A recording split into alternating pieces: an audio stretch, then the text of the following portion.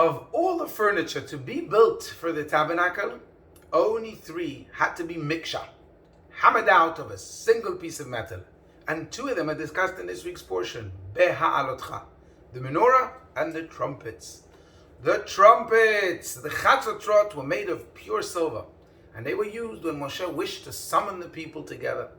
They were also blown on all Jewish festivals as a symbol of joy and unity. As mentioned briefly, the craftsmen were not permitted to first design separate pieces of trumpets and then solder them together. Rather, all the parts of the trumpets had to be hammered and beaten from a single piece of metal. The Midrash tells us the one had to be exceedingly skilled to do this type of work, which leaves us wondering, why the headache? Why did the Torah not allow the craftsmen to construct the trumpets from separate pieces of metal and then weld them together? What would have been so bad? In truth, however, it is with this law that the Torah teaches us a profound message for life regarding happiness. You see, the trumpets blown during the holidays represent a feeling of joy and triumph, which are associated with happiness. As the Torah says, "Ubiyom simchatchem ubemoadechem uberashei chodshechem utkatem b'chatzotzrot al olotechem ve'al zivchei shalmechem." On the day of your joy and on your festivals, you shall sound the trumpets over your Olah offering. Now, everyone is looking for happiness. We all want to be able to blow our joyous trumpets to celebrate life and feel inner contentment and satisfaction. But the question is how?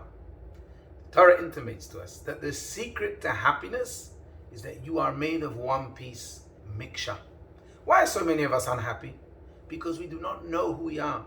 We have many conflicting priorities and goals, which pull us in diverse directions and deprive us of true inner serenity. For example, I want to be a good husband and father, but I also want to have fun. Or I want to be a good and loyal mother, but I also want to be respected as a woman with a splendid career. I want to be a good Jew, but also enlightened and modern. I want to go to shul, but I also like football. I want to be slim, but I also like eating fatty foods. I want to give charity, but I also love my money, etc., etc. If you're looking for happiness, says the Torah, you need to discover oneness in yourself. You need to become one piece. You must crystallize a single core identity, the essence and source of all else in your life.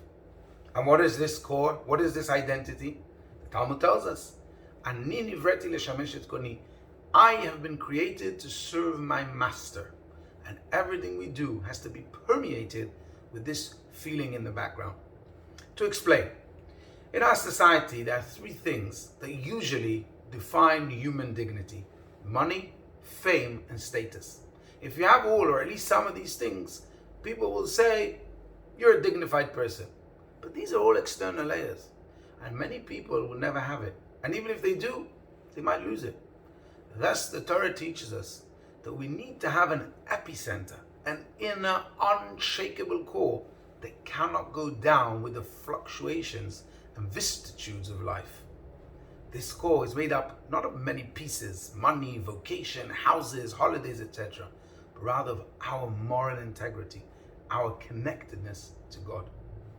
Only when our core and very definition of existence is comprised of our love, our loyalty, our faith, and the intimacy we share with our soul and our Creator, which is solid and of one piece, then we can be truly happy. Shabbat Shalom.